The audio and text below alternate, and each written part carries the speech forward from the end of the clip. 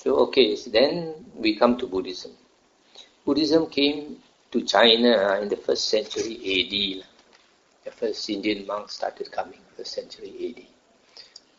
But it did not take root until about 100 years later, in the 2nd century AD. And it started to become popular. But still, a lot of people oppose Buddhism. Why? Because they say we already have Confucianism, we have Taoism. This is Chinese religion. Now you come with Buddhism. Buddha is not a Chinese. So they look down on Buddhism. How? We know that from a very common Chinese saying. Have you heard? Wu shuo ba tao. Wu is foreigner. Foreigners considered Wu. Wu says Eightfold Path. Pa Tao is Eightfold Path. Our noble Eightfold Path. Actually, Wu shuo ba tao, foreigner talking rubbish. That's right. So now you know, don't simply say Wu shuo ba tao. Belittling Buddhism. So there are several things about Buddhism that Chinese found it hard to stomach. One is that in Buddhism they encourage people to renounce the home life and become monks or nuns. This goes against the grain of Chinese culture because family is very important. If somebody renounces and then he leaves the home, one son less already. Or one father less already in the house. It's a big thing. So this is something Chinese find it very hard to accept. Not only in the 1st century, 2nd century AD, now 2000 years later also like that. Yes or not? Not only in Malaysia, you go to Thailand also, they tell me that in Thailand, a Buddhist country like Thailand or Burma, if a Thai, their culture in a Buddhist country, a young man has got to become a monk at least once in his lifetime. Otherwise, bo chia tiểu kho, buổi tòa. May食到苦, may die. Unlike Chinese, may keep fun, may die. Yes, so for them, it has to renounce at least, say, like 3 months. Usually they choose like Vasa period. They renounce for 3 months. So Thais, their family very happy, the son wants to become a monk for Thais. Chinese family, even in Thailand, are very scared. After 3 months, don't know whether he come back or not. And if he doesn't come back, doesn't disrobe, the family will go and chase after him, try to force him to disrobe. A lot of pressure. And in our Buddhist Vinaya, if somebody wants to become a monk, generally he has got to ask the parents for permission. Chinese family very hard to get permission. Even Burma also they tell me. One Burmese idol, he told me he's actually Chinese grew up in Burma. This is even in Burma, Buddhist country. But you go like Sri Lanka, anytime the son wants to become a monk, they're very happy, and the whole family very happy. So this is one thing, celibacy. Chinese find it very hard to accept. And then, actually the holy life, a person becomes a monk, is considered as becoming homeless. Homeless, doesn't stay in the home, and supposed to be like the Buddha's time, the monks renounced and they live under the tree, they live in the cave, they live in the mountains, etc. And they beg for their food. Actually, begging for the food for a monk is one of the cornerstones of a monk's life. Because when a monk begs for his food, he's free to go anywhere like a bird, Have alms bowl will travel. And go anywhere. Just the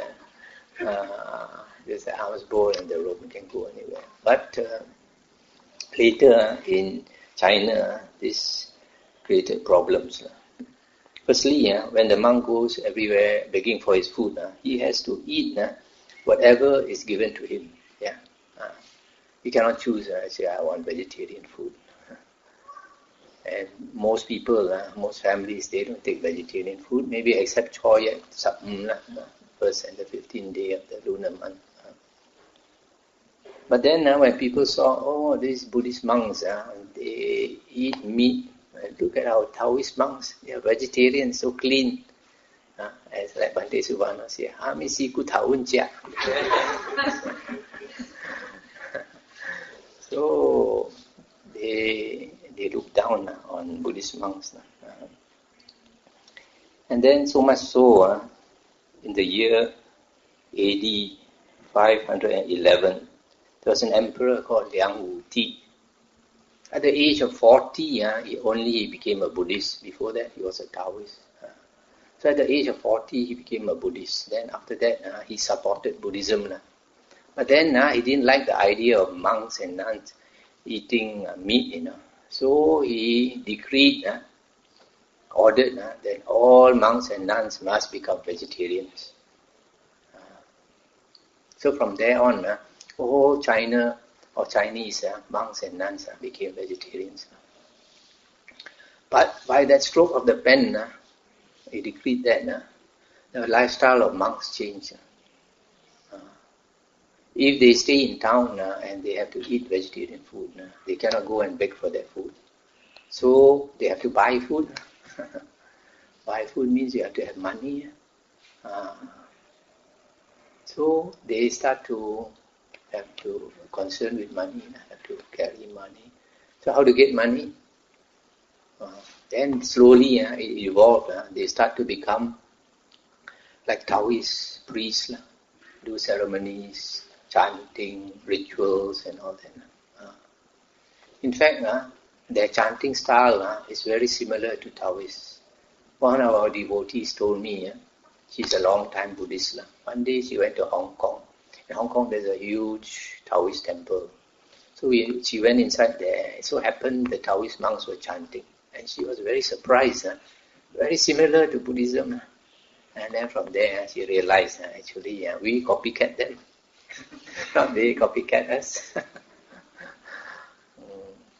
You see, they all along Taoist priests have used musical instruments. So Mahayana monks, Chinese monks also use musical instruments. And also, in Taoism, they do this repentance, chant way. Buddhism also got. So this Emperor Liang Wuti, he got many wives. One of his wives, maybe one of his favorite wives, died. And then he dreamt that she became a snake. And in his dream, asked him to help her. So from there, he asked the monks to do a repentance ceremony to help the wife. So from there you get this, we call it Liang Wang Chan. Liang Wang Cham. It's one of the popular repentance ceremonies. Then you have others like Sui Chan, Sui Cham, Sui Lu Chan, all these things. All the story behind one. If you know about Mahayana Buddhism has got a lot of stories. So this is how our Chinese in Buddhism started to change.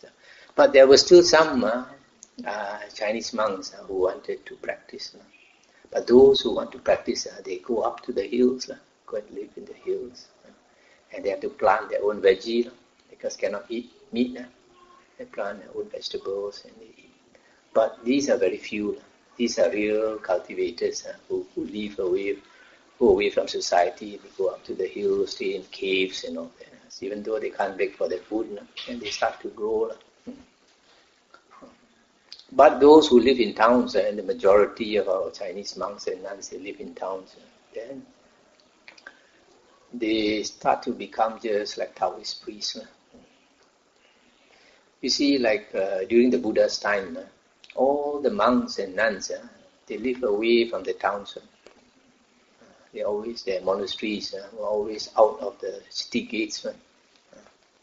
And then you find in the Anguttara Nikaya that the Buddha warned that in the future there will be monks who long for fine robes, who long for good food, who long for comfortable places of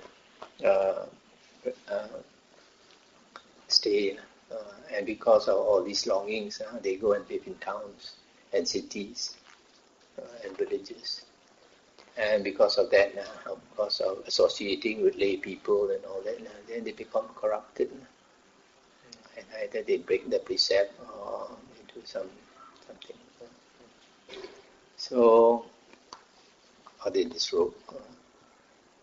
So the real monks and nuns who wanted to practice, they lived away from the cities and the towns. But because most of them stayed in towns, and they did a lot of chanting.